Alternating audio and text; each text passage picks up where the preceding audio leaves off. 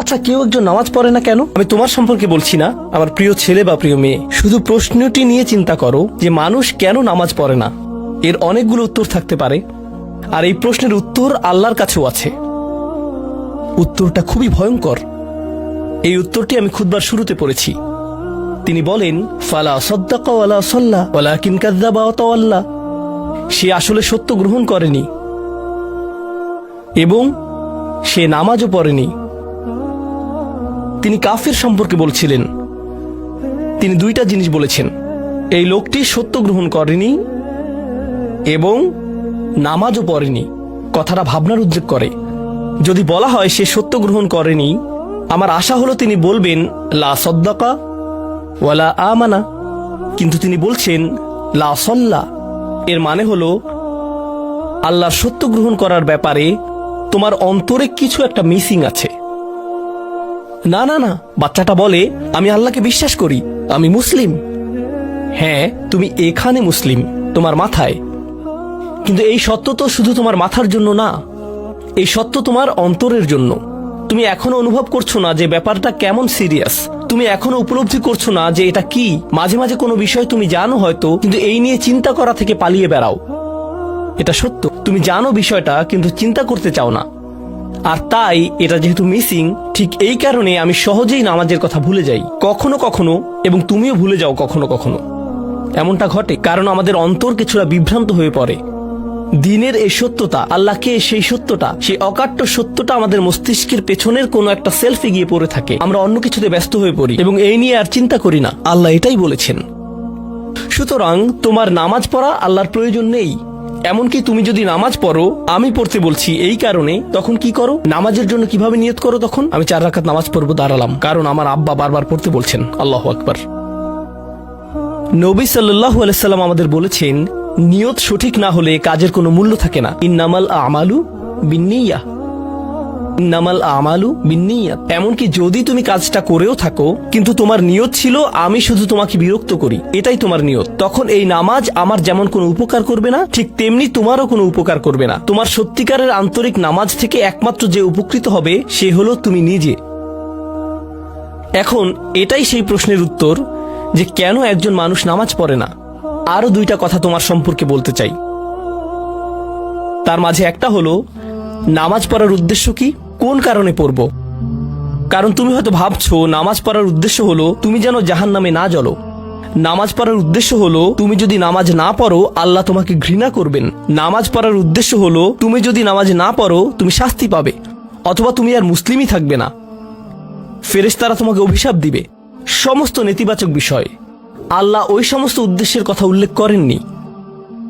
নেতিবাচক কিছু থেকে মুক্তি পাওয়া নামাজের মূল উদ্দেশ্য নয়। নামাজের মূল উদ্দেশ্য হলো ইতিবাচক কিছুর দিকে ছুটে চলা, এটাই নামাজের উদ্দেশ্য। এমন 2 ছাত্রের মধ্যে পার্থক্য জানো? একজন লেখাপড়া করে যেন সে ফেল না করে, আর অন্যজন লেখাপড়া করে কারণ সে ওই সাবজেক্টটা পড়তে ভালোবাসে। একজন ছাত্র পড়ালেখা করছে পজিটিভ কিছুর জন্য, আর অন্যজন পড়ালেখা করছে কারণ সে এমন কিছু থেকে বাঁচতে চাচ্ছে যা নেগেটিভ। একজন কর্মচারী তার চাকরিটাকে দারুণ ভালোবাসে, আর অন্য একজন কর্মচারী শুধু চায় সে যেন চাকরিটা না হারায়। তারা একই চাকরি করছে, একেবারে অভিন্ন চাকরি, কিন্তু একজন চাকরিটা করতে পেরে কি যে খুশি, কত যে আনন্দ তার, আর অন্যজন খুবই হতাশ, সবসময় মনমরা ভাব। কেন?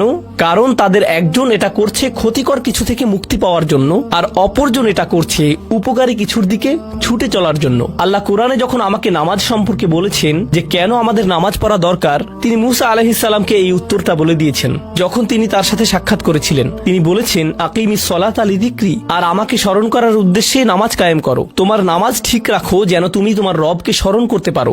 আমি তোমাকে ইতিমধ্যে বলেছি যে তোমার আমার সম্পর্কটা খুবই সীমিত, কিন্তু তোমার সাথে আল্লাহর সম্পর্কটা অনেক আগে থেকে শুরু হয়েছিল,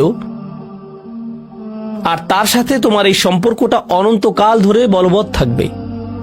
তাই সেই সম্পর্কটির কথা স্মরণে আনা আবশ্যক, কারণ ভালো যত কিছু তোমার কাছে আসে তা আসে ওই সম্পর্কটা থেকেই। সামান্য কিছু ভালো জিনিস তোমার বাবার কাছ থেকে আসে, কিছু কিছু ভালো জিনিস, কিন্তু সকল ভালো জিনিস যা তোমার কাছে আসে তা আসে একমাত্র ওই সম্পর্কটির কারণে, যদি তুমি চাও সকল উপকারী জিনিস তোমার জীবনে অবস্থান করুক, তখন তোমাকে অবশ্যই তার কথা স্মরণ করতে হবে, যার নিকট থেকে সকল কল্যাণের আগমন ঘটে, যার নিকট থেকে সকল নিয়ামতের আগমন ঘটে, সকল রিজিকের আগমন ঘটে, সকল হেদায়েতের আগমন ঘটে। আর তাই আল্লাহ বলছেন, সর্বোত্তম যে উপায়ে তুমি এটা করবে তা হলো নামাজের মাধ্যমে তুমি আমাকে স্মরণ করবে। এজন্যই তোমার নামাজ পড়া দরকার। আচ্ছা, পরিশেষে এজন্যই তোমার এটা করা উচিত। কিন্তু তুমি এটা করছো বলেই সঠিক নিয়ত সহকারে আল্লাহ বলছেন, কেবল এখানেই শেষ নয়, এর কিছু উপকারিতাও আছে। কিছু ভালো জিনিস তোমার পথে আসবে যখন তুমি সত্যি সত্যি আল্লাহকে স্মরণ করবে। যখন তুমি আল্লাহকে স্মরণ করবে যেভাবে তিনি চান সেভাবে, আর যে উপায়ে তিনি চান তা হলো এই নামাজগুলোর মাধ্যমে। তুমি যদি এটা করতে পারো, আল্লাহ বলছেন, ইন্না সলাতা তানহা আনিল ফাহশা ওয়াল মুনকার। এমনকি এই আয়াতেও ওয়ালা যিকরুল্লাহি আকবার, তিনি বলছেন নামাজের মধ্যে এই উপকারটি আছে যে এটা তোমাকে অশ্লীলতায় পড়ে যাওয়া থেকে রক্ষা করবে।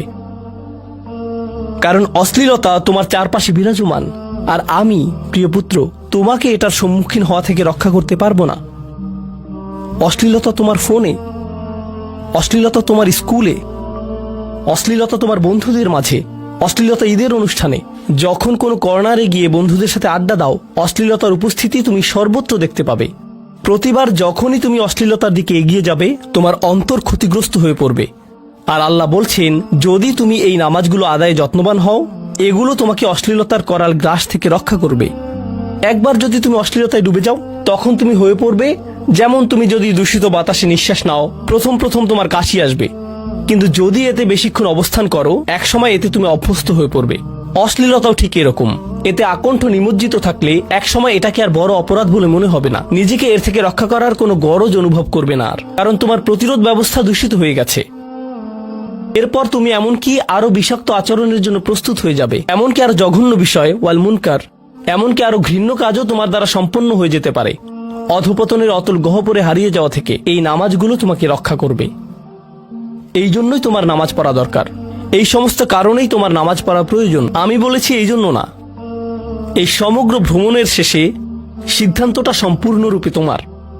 কারণ আল্লাহ হয়তো আগামীকালই আমাকে নিয়ে যেতে পারেন, আল্লাহ হয়তো আমাকে 1 বছরের মধ্যেই নিয়ে যেতে পারেন। তোমার এবং আমার মাঝে যে এই সম্পর্কটা বর্তমানে আছে, এমনকি যদি আমরা 100 বছরও বাঁচি, আমরা এর চেয়ে বেশি বাঁচতে পারবো না। একটা সময় আছে যখন এর সমাপ্তি ঘটবে। কিন্তু ওই সম্পর্কটি, তুমি যদি সত্যিই ওই সম্পর্কটি সম্মান করতে চাও, নামাজ পড়ো। তোমার প্রতি এটাই আমার উপদেশ।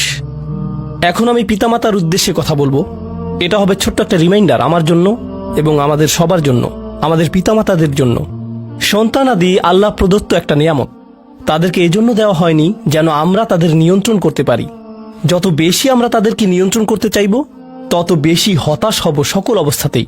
আমি দেখেছি এমনটা, বিশেষ করে যে পরিবারগুলো তাদের সন্তানদের দিনের সুরক্ষা করতে চায়, তারা যত বেশি সন্তানদের উপর জোর করে দিন চাপিয়ে দিতে চায়, তত বেশি ওই ছেলেমেয়েগুলো অদ্ভুত সব উপায়ে বিদ্রোহ প্রকাশ করে।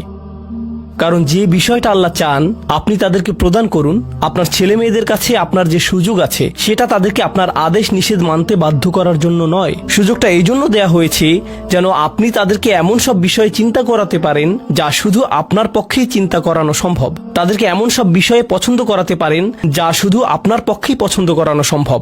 আপনার বাচ্চাটা বাস্কেটবল পছন্দ করে কারণ সে আপনাকে বাস্কেটবল খেলতে দেখেছে। সে প্লে স্টেশন পছন্দ করে কারণ সে তার বাবাকে প্লে স্টেশনে খেলতে দেখেছে। এভাবে আপনি বাচ্চাটার অন্তরে কোনো কিছুর জন্য ভালোবাসা তৈরি করে দিতে পারেন, কারণ আপনি যেরকম, আপনার পক্ষে এটা করা সম্ভব। আর যখন বাচ্চাদেরকে বলতে থাকেন তোমার হোমওয়ার্ক করো, তোমার হোমওয়ার্ক করো, আপনার সন্তানের বয়স যখন 40 হবে, সে তখন বলবে না আমি হোমওয়ার্ক ভালোবাসি, কিন্তু 40 বছর বয়সেও সে বলবে আমি বাস্কেটবল ভালোবাসি, আমার বাবা সবসময় বাস্কেটবল খেলতেন।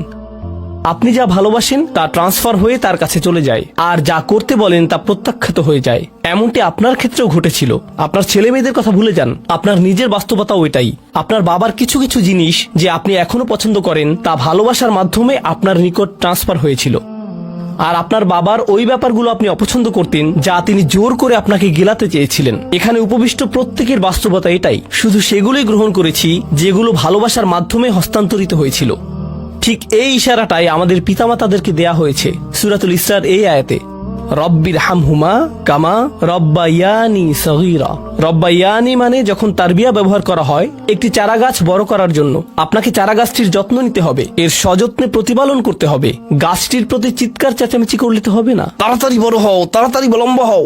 আপনার একে সময় প্রদান করতে হবে। অনেক সময় পোকামাকড় এসে এর পাতাগুলো খেয়ে ফেলতে চাইবে, আপনাকে তখন পোকামাকড় সরিয়ে দিতে হবে। কখনো কখনো একটু কঠোর আচরণ করতে হবে, শুধু অতটুকুই যেন পোকামাকড়গুলো দূর হয়ে যায়। এরপর আবারও এতে পানি দিতে হবে। আমাদের বাচ্চাদের সাথে আমাদের উদাহরণটা ঠিক এমনই।